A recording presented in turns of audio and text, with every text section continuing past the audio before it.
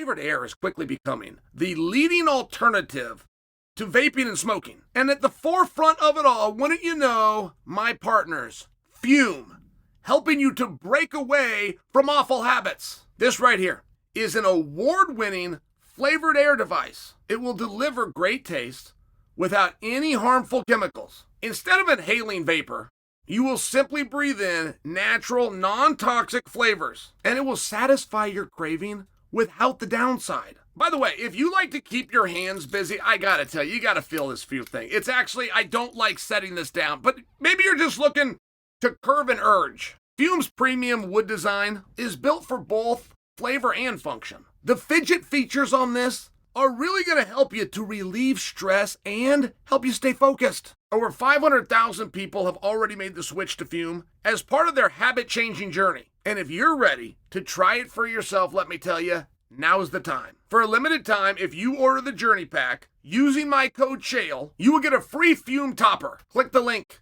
Tryfume.com/Chael. That's F-U-M, dummy. Or to make it really simple, you can just scan the QR code. I put it right on the page. Go ahead and get yours today. Jon Jones versus Tom Aspinall. It's not going to happen. I'm over it. It's done. I don't even understand how Jon Jones is still holding the title. People coming out trying to get clicks. I'm over it. That's a quote. And that's only part of it by Robert Whittaker. When is the last time Robert Whittaker got pissed off? When's the last time Robert Whittaker promoted his own fight, which, by the way, he's got coming up with DeRenner, the guy that just stopped Nickel? Not for nothing. When is the last time Robert Whittaker let loose? He's also correct. I mean, it's very fascinating. The psychology behind the fight business. It's just like the psychology behind the professional wrestling business. That's the part. That's the magic. It either exists or it doesn't. And I love to study these types of matches. I love to study the big matches that could have been, and maybe they fizzled out. The one that surprised you, or the last minute replacement, but why it worked and did more tickets than the original. I mean, just for example, I find this interesting, but guys, I have never seen a fight that we've been denied. A fight that we've wanted that we've then been denied. No different than the girl at school that you're chasing and she's telling you no, and that's just enough to get your entry. You wash the truck and you straighten the shirt up a little bit nicer. I have never seen a fight that we've wanted and been denied lose steam. This fight is a smaller fight now than it was 3 months ago. Aspinall versus Jones, which, by the way, I don't maintain for you couldn't be resurrected. I don't maintain for you that it could be resurrected with one press conference or one Instagram live by Dana. I'm just sharing for you right now. And I have numbers, audited numbers, on my YouTube page to back up my claim when I tell you Jones and Aspinall was not only hotter 3 months ago, it was hotter than that 5 months ago, and it is coming to an almost crawl. Jon Jones was in Thailand, and he's on the back of a motorcycle, and he'd been out partying. It was actually good that he was on the back of a motorcycle, right? And he says something about Aspinall. And 2 days before that, John's in a photo with Nate Diaz. Now, if you could ever make money in the fight business, get Jon Jones and Nate Diaz on a poster together, right? I mean, it's one of these incredible things. It was the second or third story down by the time I saw it, and it had only been out for a couple of hours.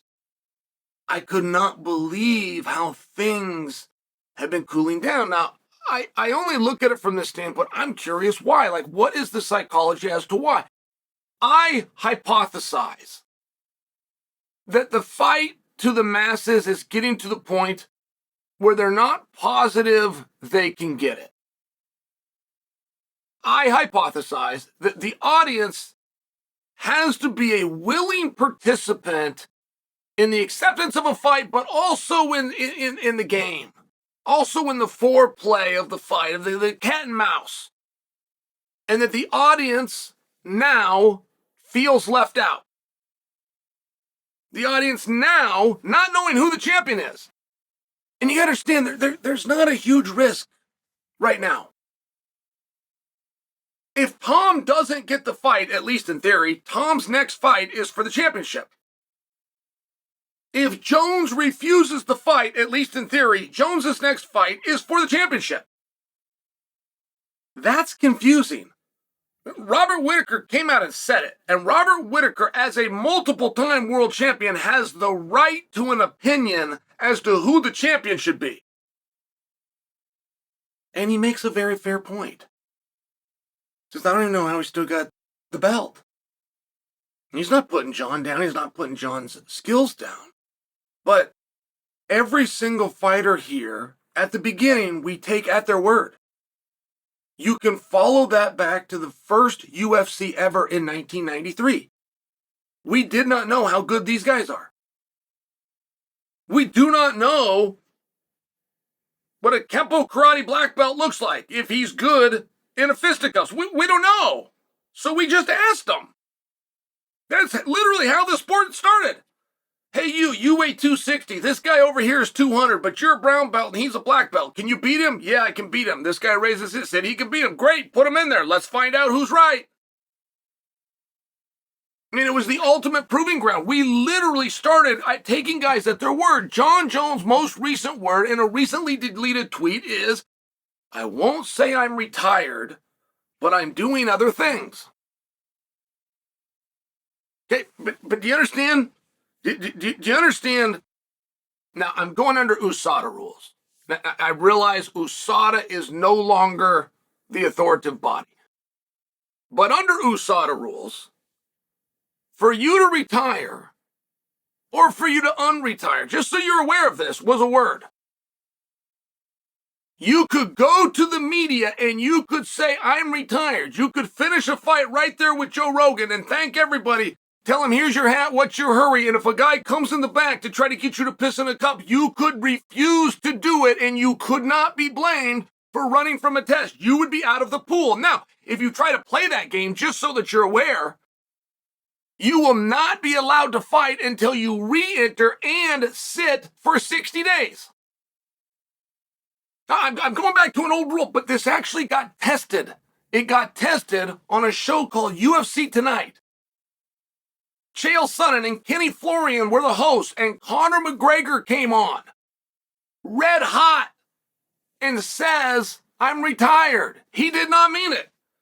He didn't want you to think he meant it. He was laughing. He was having fun. He said he was retired. Dana White finds this out, has to call in, and we've got to cut to a special segment where Dana explains this to the world. He says, hey, wait a minute. I know you guys just did this thing with Conor. I know Conor said he's retired. That's actually a legal term with our drug testing partners called USADA. That is a legal term. I need to make sure that it's perfectly clear that he did not mean that. He is not retired, and he is not leaving the pool. Because for me to re-enter him into the pool turns into a whole thing. I know that it might look like I'm chasing my tail here, but it's very important that you understand this. There are certain words that you can't go out and use. They're not part of the vernacular. They're not colloquialisms. Right? You would understand why a promoter can't come to the world and promise a fight that he doesn't have signed and then go sell tickets for it. You understand why somebody gets put in handcuffs if they do that. I'm just sharing with you. There are legal words. Jon didn't mean that. Jon doesn't mean that he's retired.